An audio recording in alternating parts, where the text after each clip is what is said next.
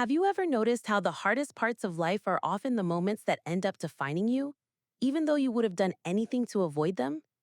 Maybe it was a breakup you did not see coming, a diagnosis that changed your plans, a decision at work that scared you, or a conversation with family that felt impossible to start.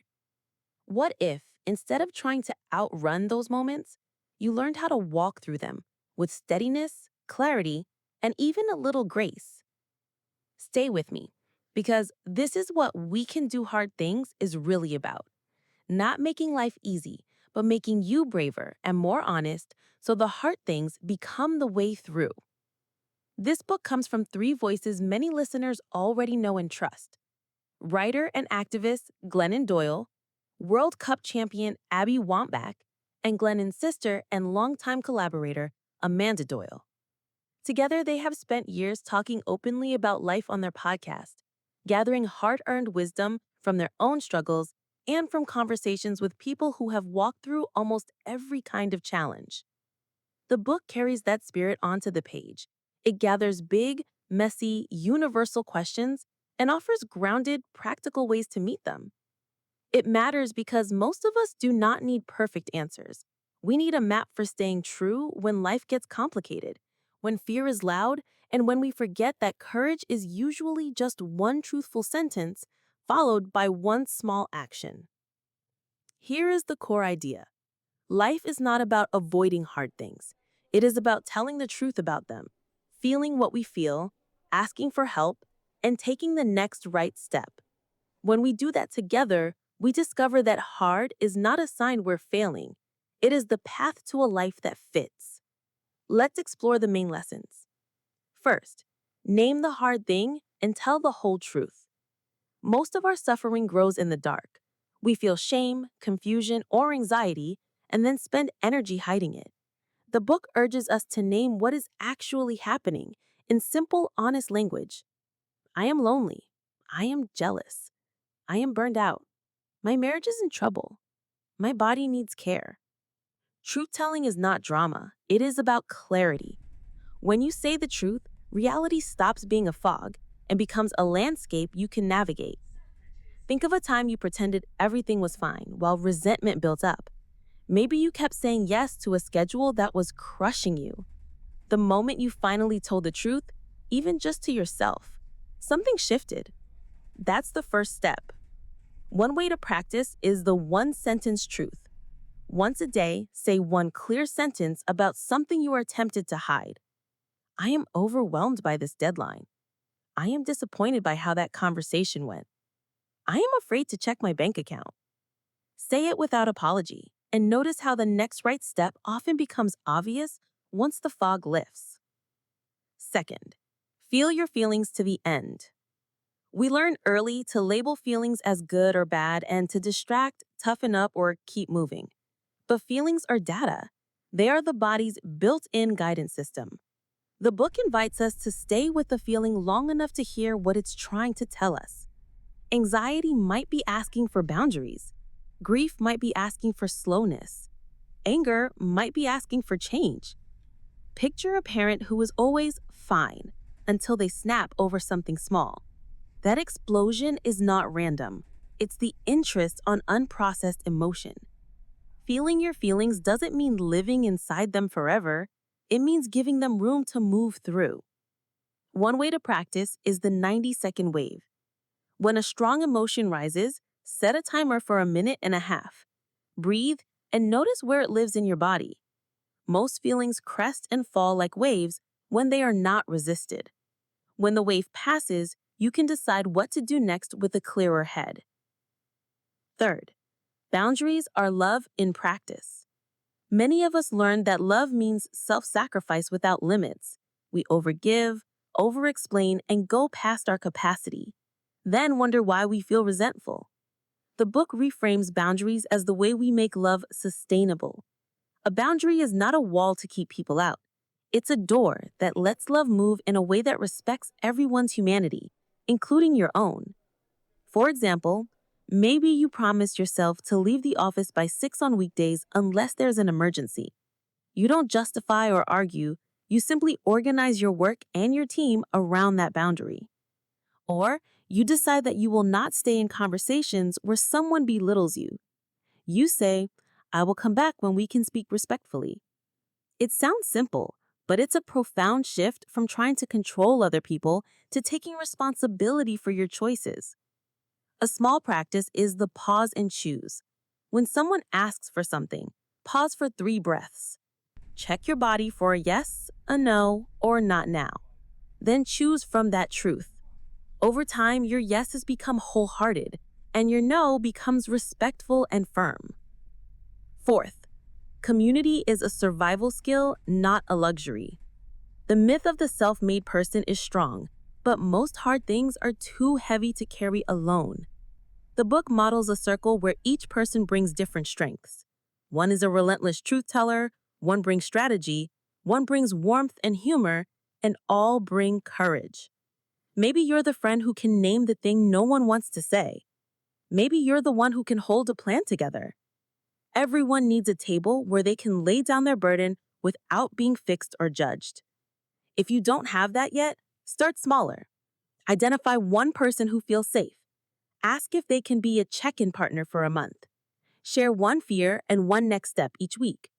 Or join a group that centers the kind of hard you are facing, whether it's parenting, recovery, grief, or building a business. The key is reciprocity. You are not just a taker of help, you are a giver of presence.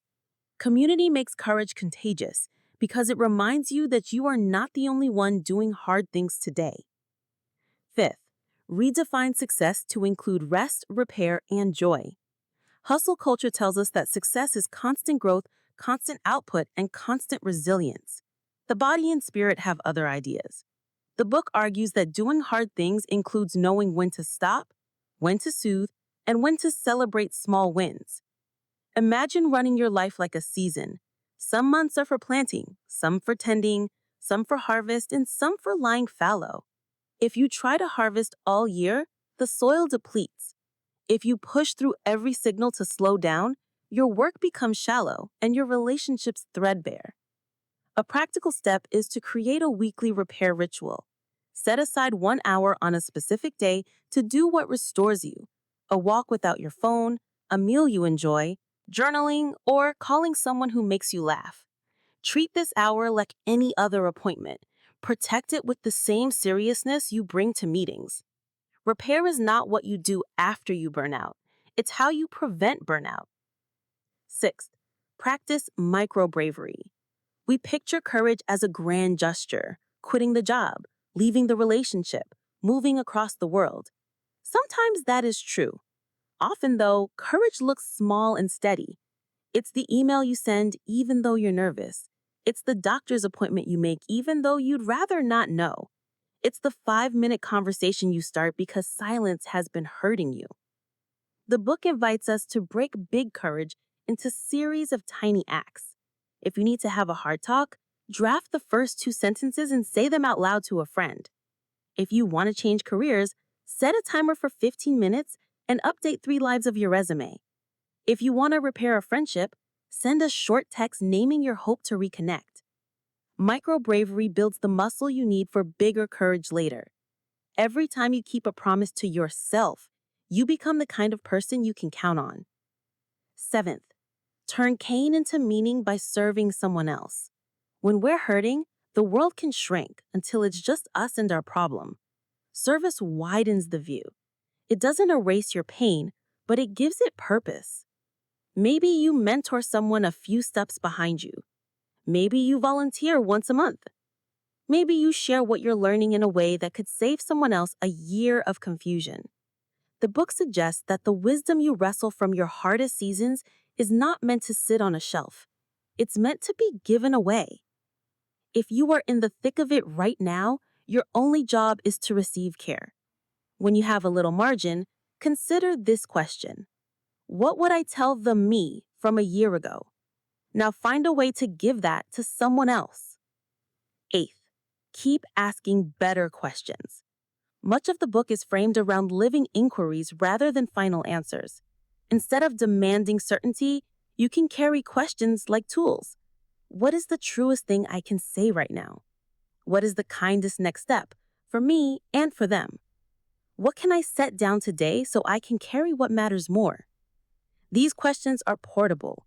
Take them to your kitchen table, your team meeting, your therapy session, and your morning walk. Over time, they help you live a life that looks like you from the inside out. Let's bring these ideas together. We started with the power of naming the hard thing and telling the whole truth. We learned to feel feelings to the end so they can guide us instead of steering us from the back seat. We reframed boundaries as love that sustains relationships instead of resentment that corrodes them. We remembered that community is essential gear for the journey, not optional. We redefined success to include rest and repair so that our work and love can endure. We practiced micro bravery to make courage practical and repeatable. We turned, we turned pain outward into service so it can become meaning. And we committed to asking better questions because a good question is often more liberating than a fast answer. If you hold on to just a few ideas, let them be these. Tell the truth, feel it through, protect your energy with boundaries, and take one small, brave step.